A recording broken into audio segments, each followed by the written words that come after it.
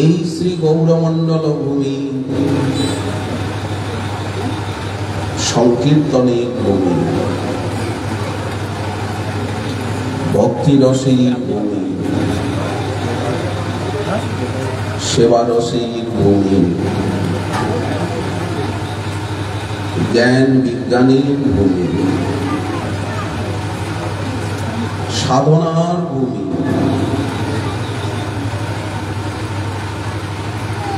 এখানে মনুষ্য দেহ পাওয়া এটি কম ভাগ্যের কথা নয়।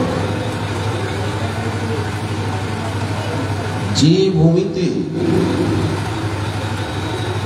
নামাচার্য শ্রীল হরিদাস ঠাকুরের আবির্ভাব, তার সাধন লীলা, সিদ্ধি লীলা, যে ভূমিতে বিশ্বগুরু জগৎ বরেণ্য আমাদের সম্প্রদায়ের আচার্য শিরোমণি আদ্যাচার্য মূলাচার্য শ্রী রূপ সনাতন শ্রীল লোকনাথ গোস্বামী পাদ, তারা জন্মগ্রহণ করেছেন,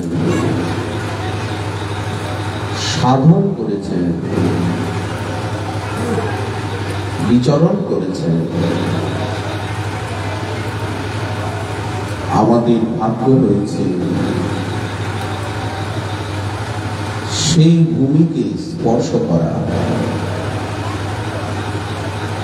দর্শন করা।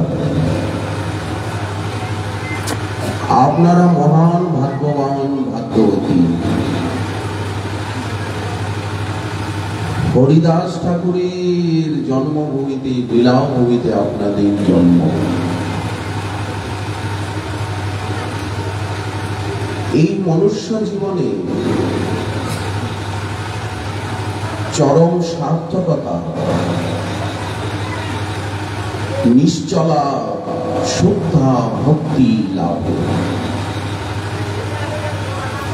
যতক্ষণ পর্যন্ত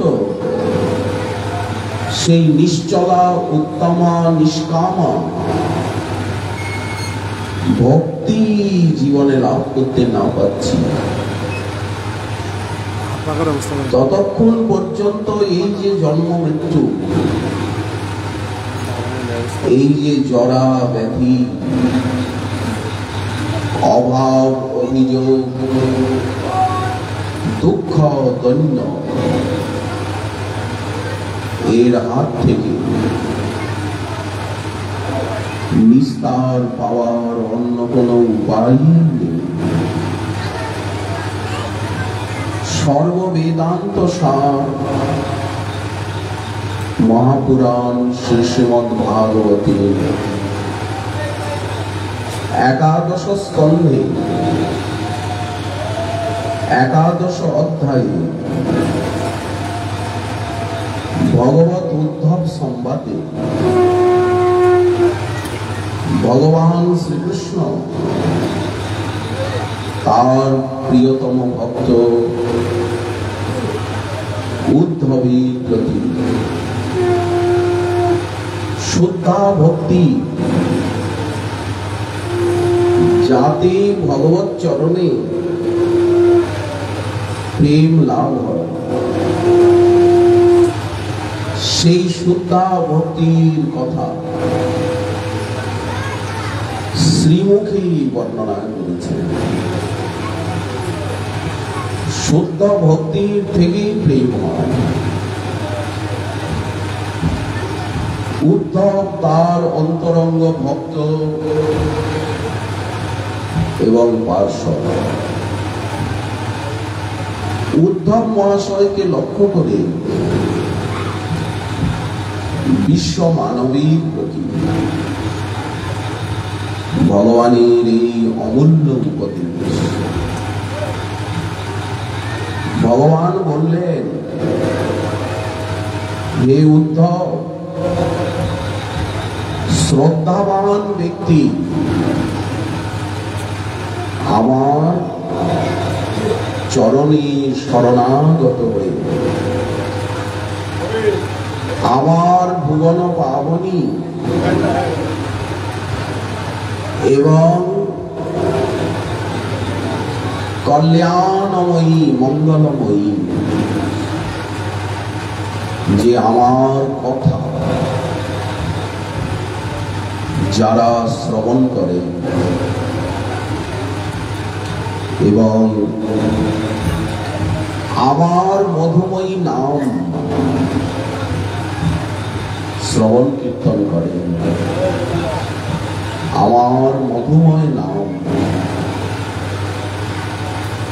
সেই নামের শ্রবণ কীর্তন করেন যারা এবং আমাকে নিরন্তর চিন্তন করেন, আমার যে জন্ম কর্ম লীলা সেই লীলাকে যারা অভিনয় করেন, যদি ধর্ম অর্থ কাম এই ত্রিবর্গের প্রয়োজন হয়, এগুলিতে আসক্তি ছাড়তে না পারেন, তো আমার জন্য ধর্ম অর্থ কাম এই ত্রিবর্গে যদি আচরণ করে তাহলে লভতে নিশ্চলাং ভক্তি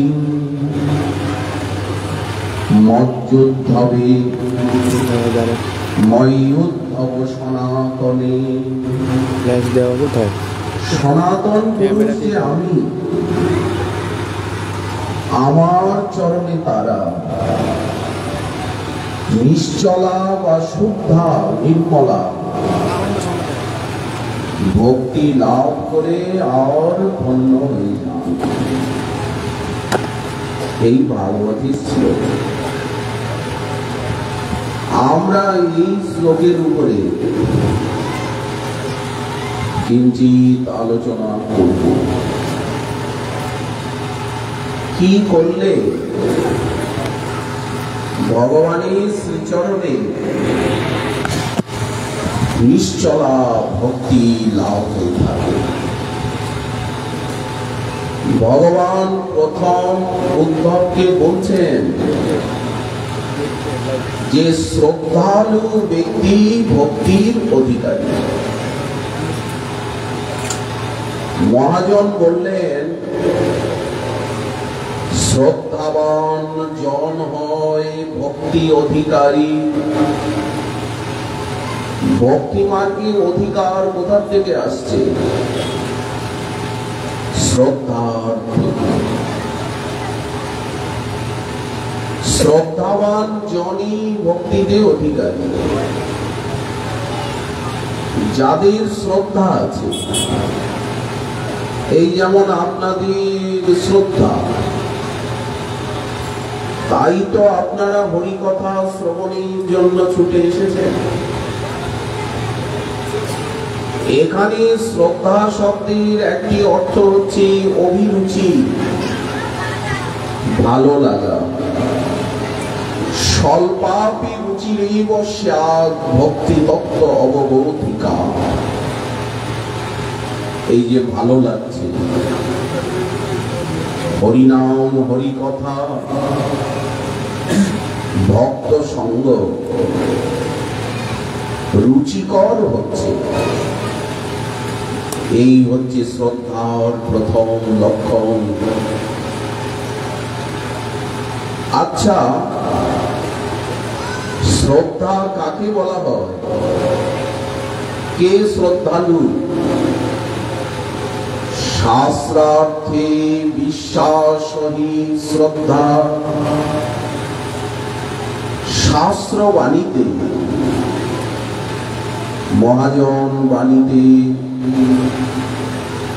যাদের বিশ্বাস আছে, তারাই হচ্ছেন শ্রদ্ধাবান। এখানে কিন্তু শ্রদ্ধা শব্দটি প্রয়োগ না করে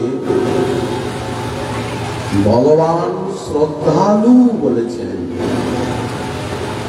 শ্রদ্ধালুর মত কথা শৃণ্বন সুভদ্রা লোক পাবনী। আচ্ছা, শ্রদ্ধা হচ্ছে দুই প্রকার। একটি শাস্ত্রীয় শ্রদ্ধা আর আরেকটি হচ্ছে লৌকিক শ্রদ্ধা।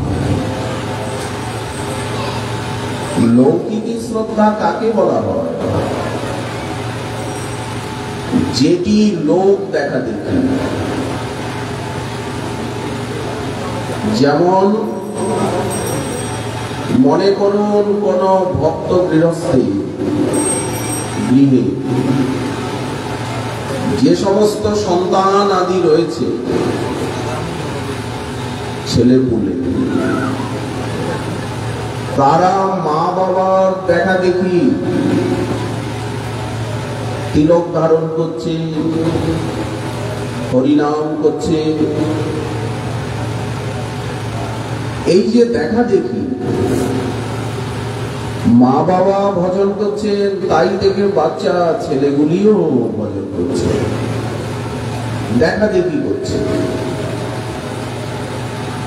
এই রকম অন্যের দেখা দেখি যে সাধন ভজন করা হয়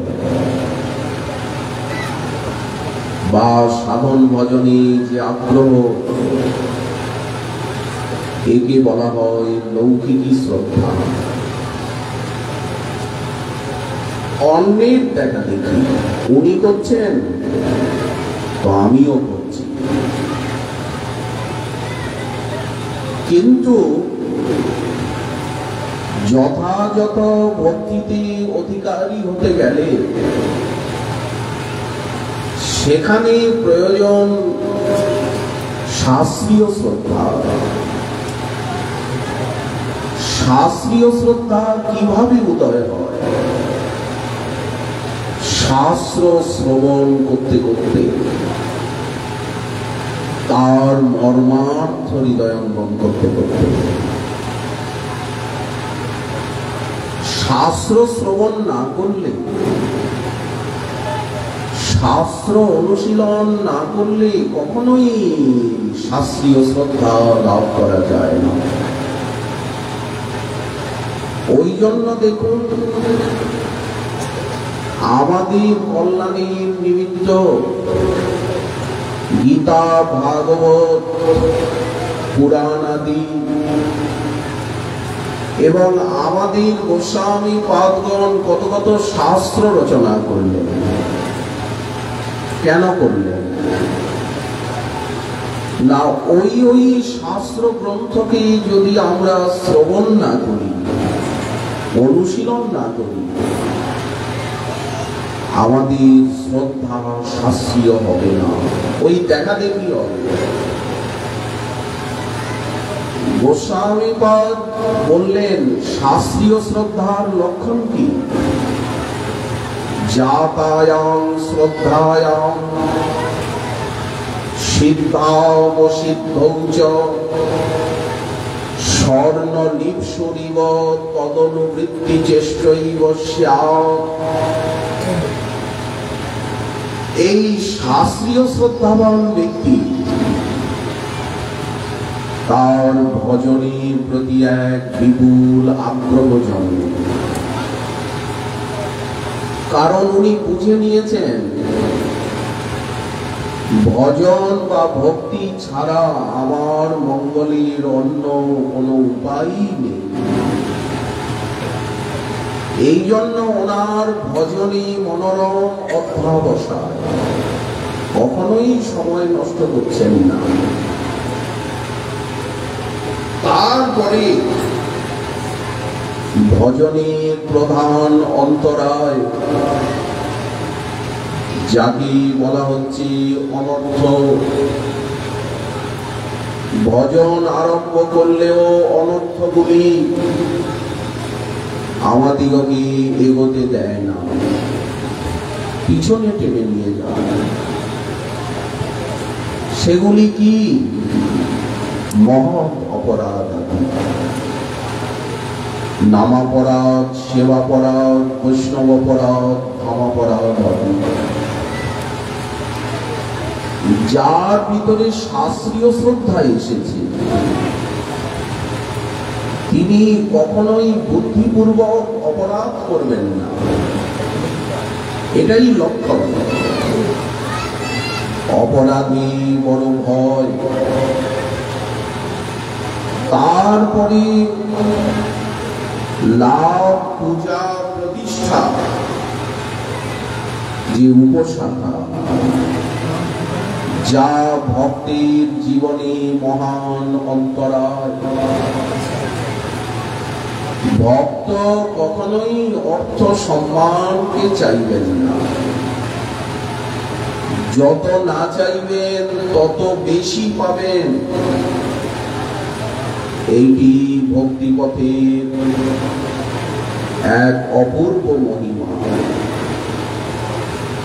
অর্থ সম্মান চেয়ে পাওয়া যায় না, না চাইলে অনেক বেশি পাওয়া যায়। তো উনি যখন বুঝে নিয়েছেন যে এগুলি ভক্তি পথের মহান অন্তরা, তখন আর এই বিষয়ে তার আগ্রহ নেই। তারপরে ওনার জীবনে কখনো দুরাচার থাকবে না, দুরাগ্রহ। এইগুলি হচ্ছে শাস্ত্রীয় শ্রদ্ধার লক্ষণ। গোস্বামীপাদ বললেন, আচ্ছা বিষয়ে আসক্তি কি থাকতে পারে?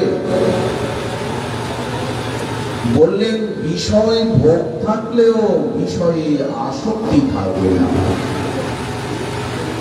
কারণ আসক্তি গোবিন্দ চরণে। উনি যে বিষয় ভোগ করছেন, নিন্দা করতে করতে ভোগ করছেন। আমার দুর্ভাগ্য যে আমি অপরাধকে, দুরাগ্রহকে এবং বিষয়কে সম্পূর্ণরূপে ত্যাগ করতে পারছি না।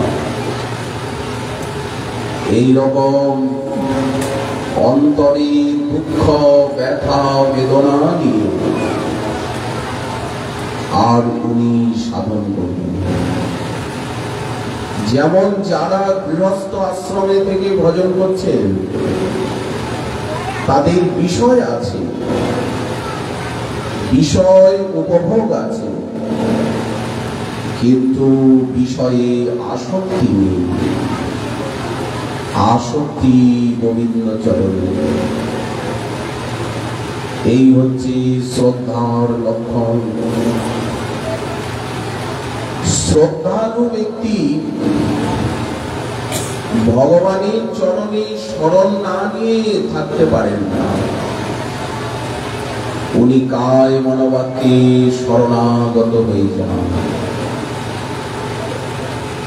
শ্রদ্ধালু আমার শরণাগত হবেই, আমাকে বিশ্বাস করবেই করবে। শ্রদ্ধা আর শরণাগতি একটাই জিনিস।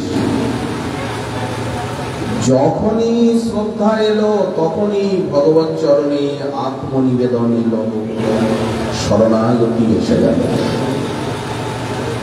যখনই শরণাগতি এলো তখনই শ্রদ্ধার উদয় হলো। ভেদ নেই, কার্য কারণ সম্পর্ক। এই জন্য শাস্ত্রার্থে বিশ্বাস, শ্রদ্ধা আর ভগবত চরণে আত্মনিবেদনের নাম হচ্ছে শরণাগতি। আমি তোমার। আচ্ছা, শ্রদ্ধাবান জন জেনে নিয়েছেন যে অশরণস্য ভয়ম, ভগবানের চরণে যতক্ষণ পর্যন্ত আমি শরণ না নিচ্ছি ততক্ষণ পর্যন্তই আমার ভয়, দুঃখ, ব্যথা, বেদনা। ওনার চরণে শরণ নিলে আর ভয় নাই, উনি রক্ষা করবেন, অভয়। এটা উনি বুঝে নিয়েছেন। অশোক অভয় অমৃত আধার, তোমার চরণোদ্দয়। তোমার চরণে শোক নাই, ভয় নাই, দুঃখ নাই, আর সর্বত্র আছে। সে চরণে আজ লোভিয়া বিশ্রাম, আমি ছাড়িনু ভবের ভয়। শাস্ত্র যা বলছেন উনি কায় মনোবাক্যে সেটি বিশ্বাস করছেন। এই জন্য ভগবান এখানে বলছেন মদপাশ্রয়, শ্রদ্ধালু আমার চরণে শরণ নিয়ে শরণাগত হই। ভক্তির আরম্ভ হচ্ছে এই শরণাগতি থেকে। এখানে মদ অপাশ্রয় টিকাকার লিখছেন ভক্ত সাধক তারা যে ভক্তি জীবন যাপন করেন তাদের মনোভাব কেমন হয় যে শ্রীকৃষ্ণ ছাড়া আমার আশ্রয় আর কেউ নেই, জগতে আমার আর কেউ নেই। যদি কেউ থাকে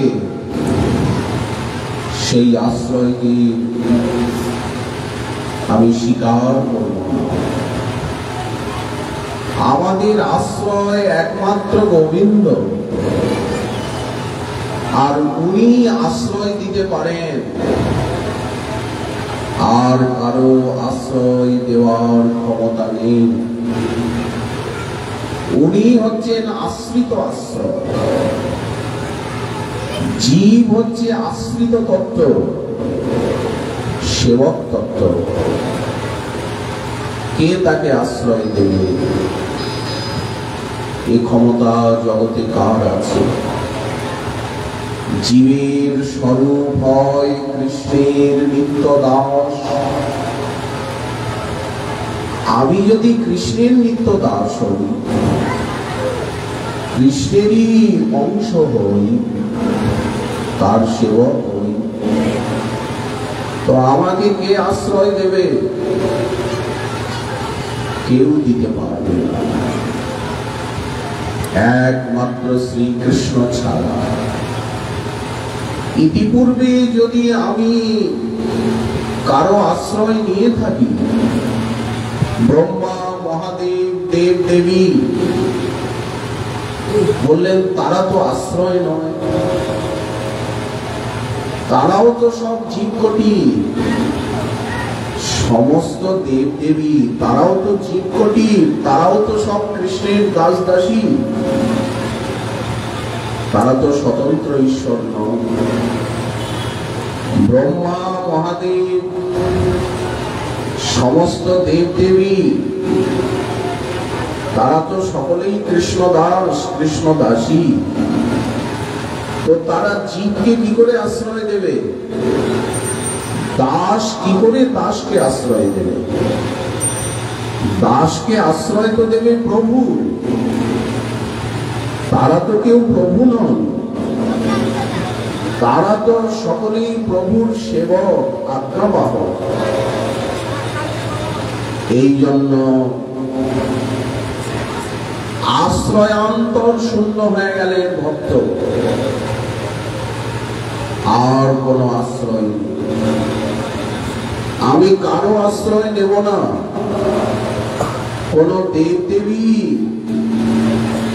কেউই আমাকে আশ্রয় দিতে পারবেন না, একমাত্র গোবিন্দ ছাড়া।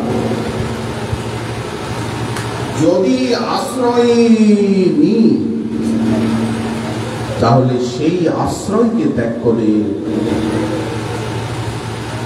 একমাত্র গোবিন্দেরই শরণ নেব। এই হচ্ছে শ্রদ্ধা। আশ্রয়ান্তর ভজনেন, আমার বলিয়া প্রভু আর কেহ নাই, কারো আশ্রয় নেব না, গোবিন্দের চরণেই আশ্রয় নেব। ভগবান বলছেন মদপাশ্রয়, হে প্রিয় ভক্ত উদ্ধব, যারা আমার চরণে শরণাগত হয়েছে, আমার আশ্রয় নিয়েছে, আর সমস্ত আশ্রয়কে ত্যাগ করেছে, এইবার সুভদ্রা লোক পাবনী মত কথা শৃঙ্গন। এখন ভজনের ব্যাখ্যা করছেন। ভজন কাকে বলে? ভক্তি। আমার কথা শ্রবণ করবে, আর কারো কথা না, আর কারো শরণ না, গোবিন্দের চরণে শরণ নিয়ে তার কথাই শ্রবণ। আমরা অন্য কথা বলি, আমরা অন্য কথা শুনি, কেন বলবো, কেন শুনব? সকলই কহিব পরমার্থ, আন কথা আন ব্যথা নাহি যেন যাও তথা, তোমার চরণ স্মৃতি সাজে অবিরত অবিকল তুয়া গুণ কলকল, আমি গাহি যেন সতেরো সমাজে। ভগবান বলছেন, হে উদ্ধব, আমার চরণে শরণ নিয়ে মদপাশ্রয়, মত কথা শৃঙ্গন, আমার কথা শ্রবণ করবে। আমার কথা কেমন? দুটি বিশেষণ দিচ্ছেন। সুভদ্রা লোক পাবনী। সুভদ্রা শব্দের অর্থ হচ্ছে মঙ্গলময়ী। আমার কথা বিশ্বকে পবিত্র করে এবং পরম মঙ্গলদাত্রী, মঙ্গল আনায়নকারী। আচ্ছা, এই যে শ্রবণাঙ্গা ভক্তি, এখানের থেকে ভজনের আরম্ভ। হরি কথা শ্রবণ দিয়ে বললেন, এই কথা শ্রবণই হচ্ছে আদ্য এবং শ্রেষ্ঠ। ভজনের আরম্ভ এখানের থেকে, ভজনের পরিপূর্ণতাও এখানে, এবং ভজনের ফলও এখানে, এই হরিকথা শ্রবণ। বিনাপি অন্যই 64 ভজনাঙ্গ রয়েছে। নবদা ভক্তি, আপনি যদি অন্য অঙ্গ যাজন করতে নাও পারেন, হয়তো অন্য অঙ্গ করতে পারছেন না, উনি শুধু বসে বসে কৃষ্ণ কথাই শ্রবণ করছেন, যেমন মহারাজ পরীক্ষিত বললেন, তেনৈব কার্য সিদ্ধি। হরি কথা শ্রবণ করলেই প্রেম লাভ হবে, এত শক্তিশালী সাধনা এই কথা শ্রবণ। এই যে শ্রবণাঙ্গা ভক্তি, এটাই মুখ্য ভজনাঙ্গ। এখানে থেকেই ভজনের প্রারম্ভ। কেন শ্রেষ্ঠ? বললেন কথারূপে ভগবান কর্ণদ্বার দিয়ে ভিতরে প্রবেশ করছেন। এই যে কথাগুলো কানে যাচ্ছে, কথা নয়, কথারূপে ভগবান অন্তরে প্রবেশ করছেন। তিনি এবং তার কথাতে কোনো ভেদ নেই। কৃষ্ণ নাম, কৃষ্ণ গুণ, কৃষ্ণ লীলা বৃন্দ, কৃষ্ণের স্বরূপ সম সচিদানন্দ। কৃষ্ণ নামে, কৃষ্ণ কথায়, আর কৃষ্ণে কোনো ভেদ নেই। ভাগবত বললেন শ্রীনত শ্রদ্ধয়া নিত্যম গৃহতশ্চ বিচেষ্টিতম নাতি দীর্ঘেন ভগবান বিশতে দিদি। যারা শ্রদ্ধার সঙ্গে তার কথা শ্রবণ করেন, কীর্তন করেন, তার লীলা কথা, অতি শীঘ্র ভগবান তাদের হৃদয়ে প্রবেশ করে যান। কথা রূপে, নাম রূপে, লীলা রূপে। এমনই লোক পাবন। কোন কষ্ট আছে কি হরিকথা শ্রবণে? কোন বিঘ্ন আছে কি? কোন অন্তরায় আছে? দুঃখ আছে কি?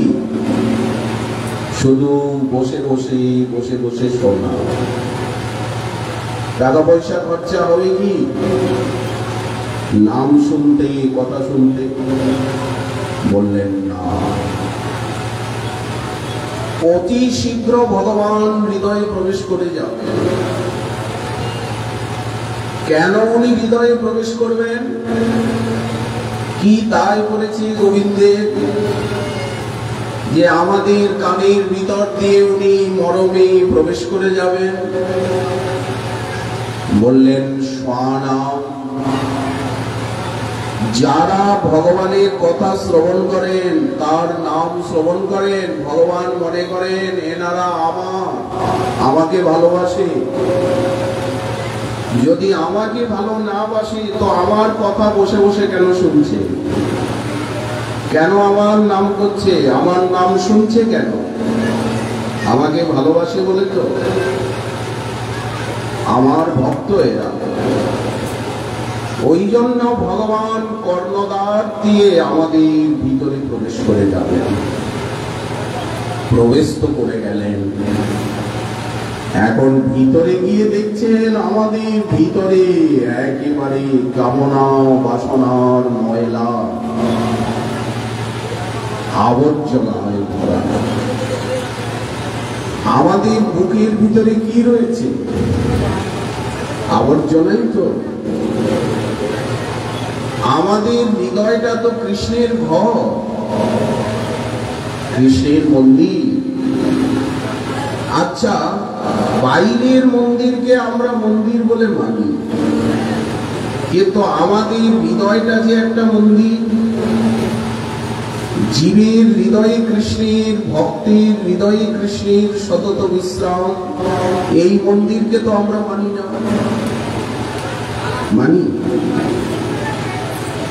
বাইরের মন্দিরকে মানি, রাধা গোবিন্দ মন্দির, মাতৃ মন্দির, কিন্তু প্রত্যেক জীবের হৃদয়ই তো গোবিন্দের মন্দির।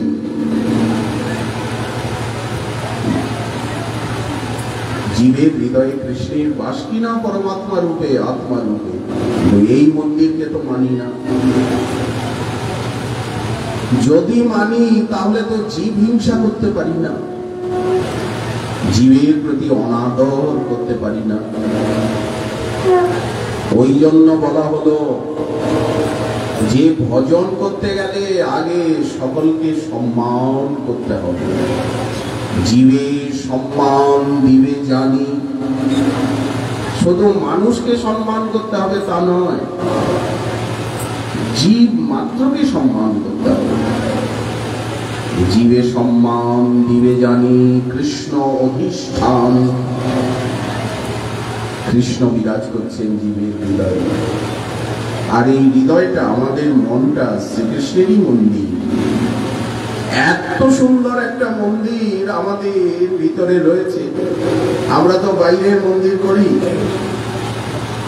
কিন্তু ভগবান আমাদের আমাদের ভিতরে একটা সুন্দর মন্দির দিয়ে দিয়েছে। আমরা যখনই জন্মেছি না, ভগবান আমাদের একটা সুন্দর মন্দির দিয়ে দিয়েছেন। সেই মন্দিরটা খালি পড়ে আছে, সেই মন্দিরে তাকে প্রতিষ্ঠা করতে পারিনি। তাকে প্রতিষ্ঠা করার জন্যই সাধন ভজন, এই শ্রবণ কীর্তন। ভগবান হৃদয়ে প্রবেশ করে গেলেন, আমার কথা শুনছেন, কথা রূপে। ভিতরে গিয়ে দেখছেন আবর্জনায় ভরা। আচ্ছা, অনেক দিন পরে আপনি আপনার বাসায় ফিরে এসেছেন, তালাটা খুললেন, দেখলেন ভিতরে ঢুকে একেবারে মাকড়সার জাল, ধুলা, বালি, ময়লা, বসার জায়গা নেই। আচ্ছা, তখন কি আপনি আবার তালা ঝুলিয়ে বিদেশে ফিরে যাবেন? সেটা সম্ভব? বাড়িটা তো আপনার। তখন আপনি কি করবেন? আগে দেখবেন ঝাড়ু কোথায় আছে, ঝাড় দিয়ে পরিষ্কার করে ধুয়ে মুছে ধূপ ধুনা জেলে সুগন্ধিত করে তারপর আপনি আপনার বাসায় বিশ্রাম করবেন কিনা? তেমনি গোবিন্দ কি করেন? কথা রূপে আমাদের কর্ণদ্বার দিয়ে প্রবেশ করে, আর আমাদের হৃদয়ের যে কামনা, বাসনা, মালিন্য, সেই মালিন্যকে নিজে পরিষ্কার করে। দেখুন ভক্তি মার্গ কত নিরাপত্তা। আপনার মনকে, হৃদয়কে আপনাকে শুদ্ধ করতে হবে না, ভগবান শুদ্ধ করবেন। প্রবিষ্ট কর্ণরন্ধ্রেণ স্বানাং ভাব সরোরুহম বনতি সমলং কৃষ্ণ শরীরস্য যথা সর। আপনার মনটা কেমন নির্মল করে দেবেন উনি? বললেন শরৎকালের স্বচ্ছ জলের মতো। বর্ষাকালের জল ঘোলা, আপনি কলসিতে ভরে রাখুন, ফিটকারি দিন,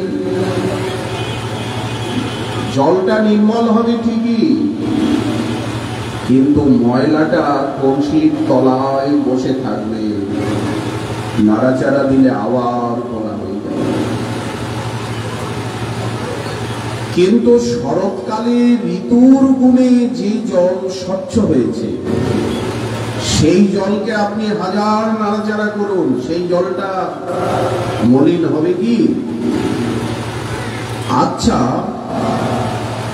এই যে বলা হলো বর্ষার পঙ্কিল জল কলসিতে রাখলেও নির্মল হয়, কিন্তু স্থায়ীভাবে হয় না। এটা কি বললেন? এটা হচ্ছে কর্ম, যোগ, জ্ঞান সাধনা। ভক্তি সাধনা ছাড়া আপনি কর্ম, যোগ, জ্ঞানের দ্বারা যদি চিত্তকে নির্মল করতে চান, চিত্ত নির্মল হবে, কিন্তু স্থায়ীভাবে হবে না। আবার যদি অপরাধের নাড়াচাড়া লেগে যায়, তখন মন মলিন হয়ে যাবে। দৃষ্টান্ত, ভাগবতে যেমন সৌভরী ঋষির কথা আছে, উনি ব্রহ্মজ্ঞানী। উনি ভাবলেন যে জগতের সব জায়গায় বিষয়, যমুনার জলের ভিতরে প্রবেশ করে আর সাধন করছেন। ভাবলেন জলের ভিতরে তো বিষয় নাই, চিত্তটা স্থির হলো বটে, নির্মল হলো, কিন্তু প্রকৃত হলো না। যমুনার ওই হ্রদে গরুর আসে। একদিন গরুর এসেছে, মৎস্যকে শিকার করলো, এটা তার লীলা, পাখির লীলা করছে গরু, বিষ্ণু বাহন। মৎস্যরা ভয় পেয়ে গেল,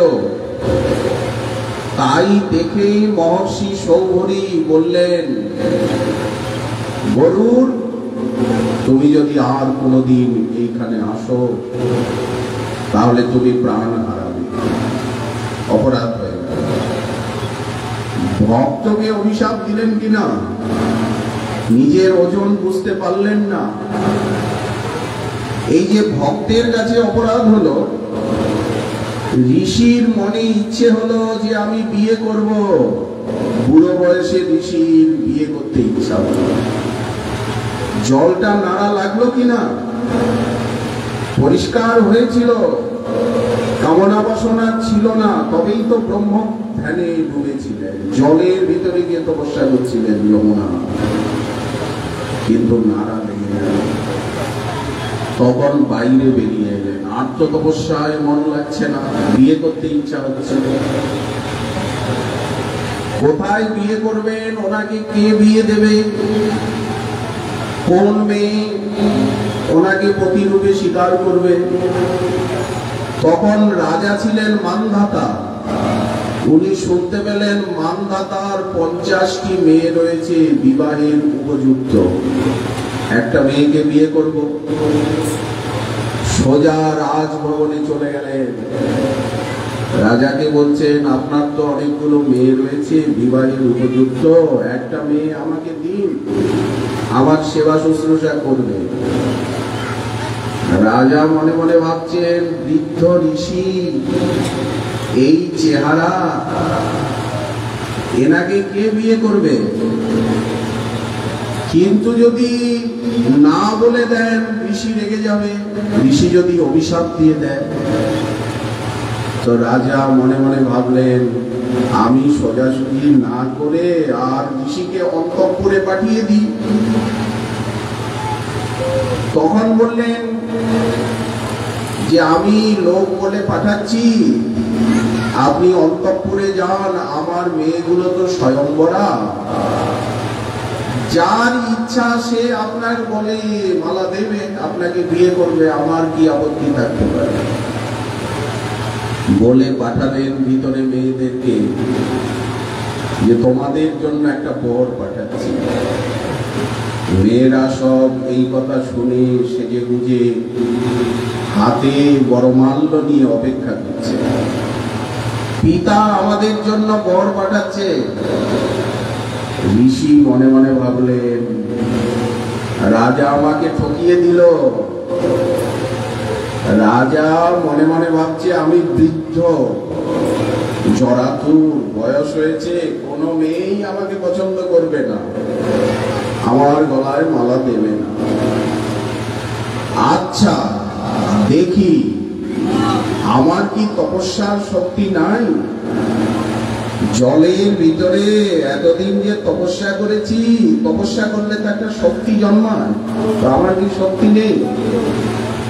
উনি করলেন কি, সংকল্প করে আর সুন্দর যুবক হয়ে গেলেন, একেবারে কামদেবের থেকেও বেশি সুন্দর, কন্দর্প সম। এখন মেয়েরা যখন জানতে পারলো যে পিতা পাঠাচ্ছে আমাদের বিবাহের উপযুক্ত পাত্র, যখন ঋষিকে দেখলো না, 50টা মেয়েই বলছে, এ আমার বর, এ আমার স্বামী, আমি একে এর সঙ্গে বিয়ে করব, আমি এর সঙ্গে বিয়ে করব। সকলে পছন্দ করে 50টা মালা ঋষির গলায় দিয়ে দিল। দেখুন জলটা কত খোলা হলো কিনা। তো ঋষি 50টা কন্যাকে, রাজকন্যাকে বিবাহ করে আর চলে গেলেন। এত ঐশ্বর্য প্রকাশ করলেন, একদিন রাজা মান্ধাতা মনে মনে ভাবছেন, মেয়েগুলোকে তো বিয়ে করে নিয়ে গেল, ওরা তো রাজভোগে লালিত পালিত, ঋষি বনবাসী, ফলমূল খায়, তপস্যা করে, দেখে আসি আমার মেয়েগুলো কেমন আছে। গিয়ে দেখছেন, বাপ রে বাপ, এত ঐশ্বর্য এ তো আমার রাজভবনেও নাই, ঋষির আশ্রমে এত ঐশ্বর্য। প্রত্যেক পত্নীতে 10-10টা করে পুত্র হলো, 500 ছেলের বাপ হয়ে গেল। দেখুন জলটা কত খোলা হলো। ভক্তি সাধনা এমন নয়, জ্ঞান যোগ কর্ম সাধনায় পদস্খলনের ভয় আছে, উপরে উঠেও পড়ে যায়। পুরাণে ঋষি মুনিগণের পতনের কথা আছে, কিন্তু ভগবান শ্রীমদ্ ভগবদ গীতায় বলছেন আমার ভক্তির স্খলন পতন নাই। হে অর্জুন, তুমি প্রতিজ্ঞা করো, নমে ভক্ত প্রণশ্যতি কন্তে অপ্রতিজানিহি। ভক্তি মার্গ হচ্ছে নির্বিঘ্ন। বললেন কেন স্খলন পতন নাই? বললেন ভক্তের যদি বিঘ্ন আসে, ভক্ত তখন ভগবানের কাছে জানান, আর্তনাদ করেন, চোখের জল ফেলেন, তখন ভগবানের কৃপা উদিত হয়। ভগবান নিজে এসে ভক্তকে সেই বিপদের থেকে উদ্ধার করেন। এটা কেন? ওই শরণাগতি প্রভাব। কিন্তু যারা কর্মী জ্ঞানী যোগী, তারা তো এইভাবে ভগবানের চরণে শরণ নেয় না, তারা তো নিজের সামর্থ্যে চলে। তো ভগবান কথা রূপে হৃদয়ে প্রবেশ করে আর ভক্তের হৃদয়কে ধুয়ে মুছে পরিষ্কার করে শরতের জলের মতো স্বচ্ছ বানিয়ে আর সেইখানে আসন করে বসে যান। আমি এখানের থেকে আর বাইরে যাব না, এইখানেই থাকবো। ভক্তের হৃদয়ে কৃষ্ণের সতত বিশ্রাম। কৃষ্ণ কোথায় বিশ্রাম করেন? ভক্তের হৃদয়ে। কৃষ্ণকে কোথায় পাওয়া যায়?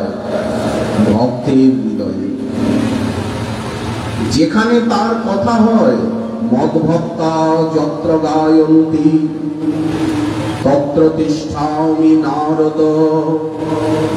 এই ভক্তি সাধনা। এই জন্য হে উদ্ধব, আমার চরণে শরণ নিয়ে যারা আমার লোক পাবনী পরম মঙ্গলময়ী কথা শ্রবণ করেন, শৃণ্বন, আর কি করেন? আমার মধুময় নাম শ্রবণ কীর্তন করেন। শুনলেই হয়ে গেল। এই দেখুন ভগবান বলছেন বোঝার দরকার নেই। কেউ যদি বলেন যে কিছু বুঝতে পারছি না, কি যে আলোচনা হচ্ছে, কি যে কথা হচ্ছে, কিছু বুঝতে পারছি না, এরকম মনে হয় তো? প্রথম যখন আমরা হরিকথা শ্রবণ করি, তখন আমাদের মনে হয় যে কি যে আলোচনা হলো, উনি যে কি বকবক করে গেলেন, কিছুই বুঝতে পারলাম, এরকম একটা মনে হয় না? মহাজন বললেন বোঝার দরকার নেই, আপনি শুনে যান। বুঝে বা না বুঝে কেহ, শুনিতে শুনিতে সেহ। শ্রবণ মঙ্গলম কব কথা অমৃতম শ্রবণ মঙ্গলম। কান দিয়ে গেলেই মঙ্গল, ওষুধ খেলেই কাজ হবে। ডাক্তারবাবু বুঝতে পারছি না, ওষুধটা খাচ্ছি, ভিতরে গিয়ে ওষুধ কি কাজ করছে না কাজ করছে, আমার এত কঠিন রোগ আর আপনি এতটুকু ওষুধ দিলেন। রোগী বলে এতটুকু ওষুধ দিলেন, এক পুরিয়া ওষুধ দিলেন, এতে আমার কি হবে, এক শিশি দিতে হবে তো। বললেন তখন চিকিৎসক কি বলে, আপনি ওষুধটা খেয়ে যান না, ধৈর্য ধরেন। তো আমরা যদি ধৈর্যের সঙ্গে তার কথা শ্রবণ করি, তার নাম শ্রবণ করি, ধীরে ধীরে ধীরে ধীরে বুঝতে পারবো যে কাজ হচ্ছে। কারণ এই ওষুধ অব্যর্থ। সুভদ্রা লোক পাবনী পরম মঙ্গলময়ী, এই শ্রবণ কি অদ্ভুত চৈতন্য চরিত। আবার যদি গৌর কথা শুনি, রাধারানীর কথা শুনি, কৃষ্ণ কথা শুনি, তাহলে তো বলার কথাই নাই। এই কৃষ্ণে উপজীবে প্রীতি, শুনলেই প্রেম হবে, বুঝিবে রসের রীতি। আচ্ছা, কেউ যদি বলেন যে ভালো লাগে না, মনে হচ্ছে কখন শেষ হবে, এত কষ্ট করে বসে আছি, গরম লাগছে, কখন শেষ হবে, ওই আনন্দ তো পাই না, আস্বাদন তো পাই না। মহাজন বললেন চিন্তা নেই, পাবেন, অবশ্য পাবেন। কৃষ্ণে উপজীবে প্রীতি, বুঝিবে রসের রীতি, শুনিলেই বড় হয় হিত। শুনলেই হিত হবে। হরিনাম হচ্ছে, কান পেতে শুনুন। হরি কথা হচ্ছে, কান পেতে শুনুন, কিছু করতে হবে না। শুনিলেই বড় হয় হিত। তার মঙ্গলময় নাম শ্রবণ কীর্তন যারা করে।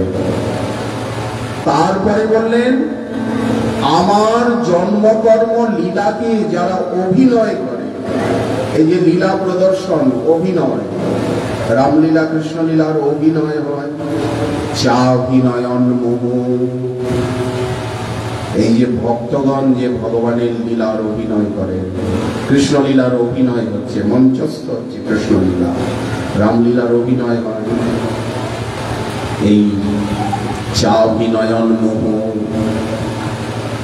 যারা শ্রবণ করেন, কীর্তন করেন, আর নিরন্তর আমাকে স্মরণ করেন, আমাকে চিন্তন করেন, তাহলে কি কি অঙ্গ বললেন? আমার চরণে শরণাগত হন, শ্রদ্ধালু। আমার সুভদ্রা লোক পাবনী কথাকে শ্রবণ করেন, আমার নাম শ্রবণ কীর্তন করেন, আমার কর্ম লীলার জন্মকর্মের অভিনয় করেন, আর নিরন্তর আমাকে স্মরণ করেন, আমাকে চিন্তন করেন। তারা আমার চরণে নিশ্চলা ভক্তি লাভ করেন। তাহলে নিশ্চলা ভক্তি লাভ করতে গেলে কি করতে হবে? তার কথা বসে বসে শুনতে হবে, তাকে চিন্তন করতে হবে, তার নাম শ্রবণ কীর্তন করতে হবে, আর তার এই যে লীলা, এই লীলার যে নাটক আদি, অভিনয় আদি, তা দর্শন করতে হবে। অর্থাৎ নবধা ভক্তির কথাই তো বলছেন। আকার ইঙ্গিতে শ্রবণ কীর্তন স্মরণ, ওই নবধা ভক্তির কথাই তো এসে যাচ্ছে ধীরে ধীরে।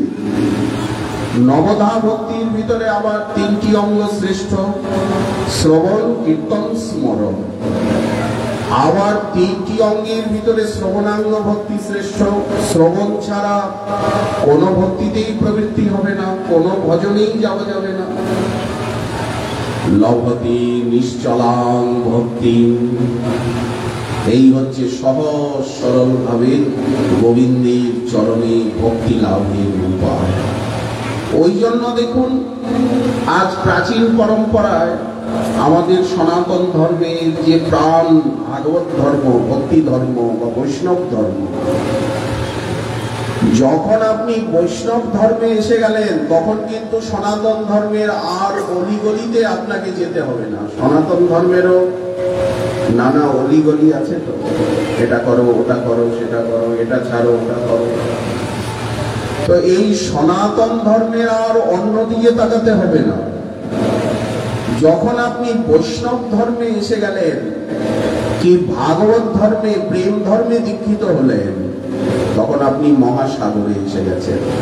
যখন আপনি মহাসাগরে এসে গেছেন, তখন আর কুয়ো, খাল, বিল, নদী নালার দিকে তাকাবার প্রয়োজন নেই, কারণ সমস্ত জলাশয়ের লক্ষ্য তো সাগর। এই বৈষ্ণব ধর্ম বা ভাগবত ধর্ম হচ্ছে মহাসাগর। তো এখানে এসে তিনি কি করছেন? ওই শ্রবণই করছেন, কীর্তনই করছেন। ভক্তরা আর কিছু করে? ভক্তগণ ওই রকম জ্ঞানী যোগীর মতো কঠোর সাধনা করেন কি? দরকার আছে কি? খালি বসে বসে তার কথা শ্রবণ করেন, তার কথা বর্ণন করেন, তার নাম করেন, তার সেবা পুজো করেন, তার কথাই চিন্তা করেন বসে বসে, কৃষ্ণের কথা, রাধারানীর কথা, মহাপ্রভুর কথা, আর কোনো কথা না। মুখ দিয়ে আর অন্য কোনো কথা বেরোয় না, একমাত্র কৃষ্ণ কথা, রাধারানীর কথা, মহাপ্রভুর কথা ছাড়া আর কোনো কথাই ভালো লাগে না। আর কারো নাম করিও না, আর কারো সেবা পুজোও করি না, আর কারো চিন্তাও করি না, আর কারো চরণে নিজেকে নিবেদনও করি না।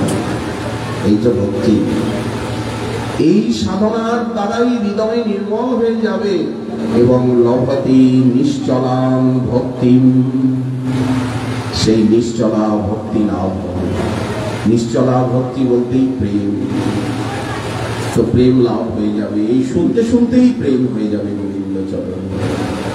যাই হোক, এই সোনার বাংলার শ্রী গৌরমণ্ডল ভূমিতে, এই যশোহর জেলার কেশবপুর উপজেলার এই শ্রীমন্দিরে আমরা আপনাদের উদ্যোগে, আপনাদেরই দয়ায়, কৃপায়, আপনাদেরই বিপুল অর্থ ব্যয়, দেখুন কত অর্থ ব্যয় করে একটু সুন্দর প্যান্ডেল করতে হয়েছে, আলোবাতির ব্যবস্থা, জেনারেটরের ব্যবস্থা, আর আপনারা আমাদেরকে সুযোগ দিলেন যে তার সম্বন্ধে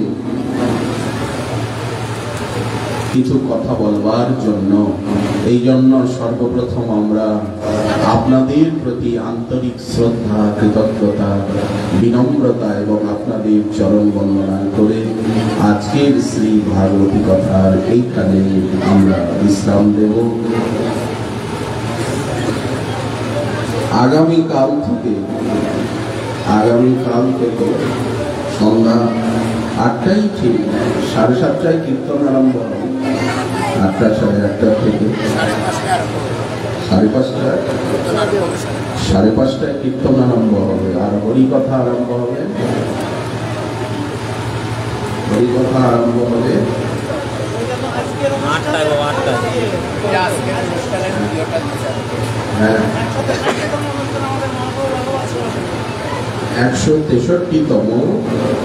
163তম পূর্ণিমায় শ্রীমদ্ ভাগবত আস্বাদন। 163তম পূর্ণিমায় শ্রীমদ্ ভাগবত আস্বাদন মহাপ্রভু ভাগবত সেবা সংঘ কেশবপুর যশোর, এই সংঘের উদ্যোগে পরিচালনায় অধ্যক্ষতা এই ভাগবত কথা আমরা আলোচনা করলাম। আর আগামীকালের যে অনুষ্ঠান সূচি আপনাদেরকে সকলে অবগত করাচ্ছেন, এই প্রার্থনার সঙ্গে সঙ্গে সকলের চরণে দণ্ডবত প্রণিপাত জানিয়ে আজকের ভাগবতী কথা এইখানে দেওয়া হয়।